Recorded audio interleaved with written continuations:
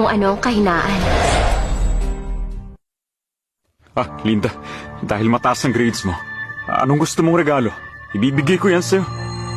Dorm. Gusto ko ng dorm. Di okay mag-aral dito. Daming istorbo. Diyos ko, ano ba yung sinasabi mo? Anong problema sa bahay natin? Wala mag-aalaga sa'yo doon, tsaka... siya. Pero every week, dapat umuwi ka. Huwag mong kalimutan. Isa kang Luis. Dugot laman kita. Hindi ako kulang sa love. Di naman mabubura agad ng lambing yung galit ko. Asa ka pa.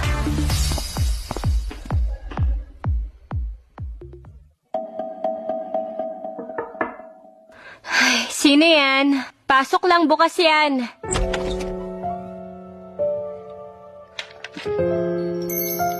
Bakit? Huwag mong lock pinto mo. Kakausapin ko si Nancy. Babalik ako. Sige.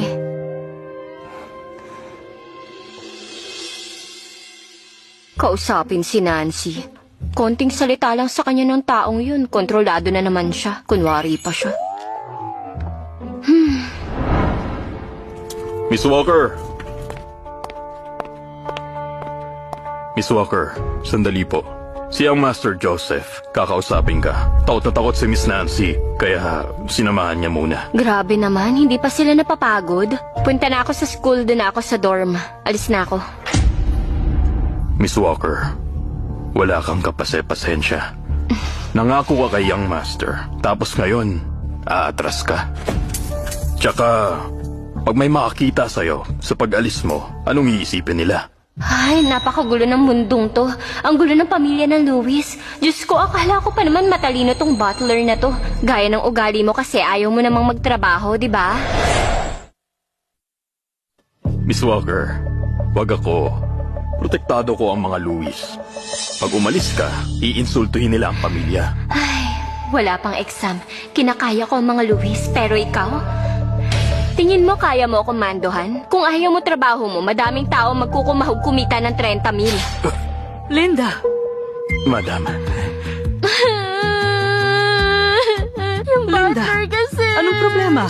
Kinuli ka ba niya? Kasi, sabi ng butler, sobrang close daw talaga sila ni Joseph at Nancy. Mamamatay na lang daw ako sa inggit sa kanila. Tapos wala daw nagmamahal sa akin. Pa-victim ba ka mo? Tama, kaya ko rin. Sinong nagbigay sa'yo ng karapatang alipustahin ang anak ko? Madam, hindi ko. Siguro, kaya nagkaganon si Nancy dahil sa'yo. Mag-impake ka na. Lumayas ka! Madam. Layas! Pagkatapos na nangyari kahapon, sobrang nag-guilty talaga siguro si Mrs. Lewis. Di samantalahin ko na lang. Madam, may mga kaibigan ako. Tulad ko, baka pwede silang magtrabaho dito. Magaling naman sila. Mga kasama kong mangolekta ng bote. Kasalanan ko to lahat. Papuntahin mo sila. Okay na bang 50,000? Aayusin kong lahat. Thank you. Pupunta na ako sa school para mag-register sa dorm. Okay.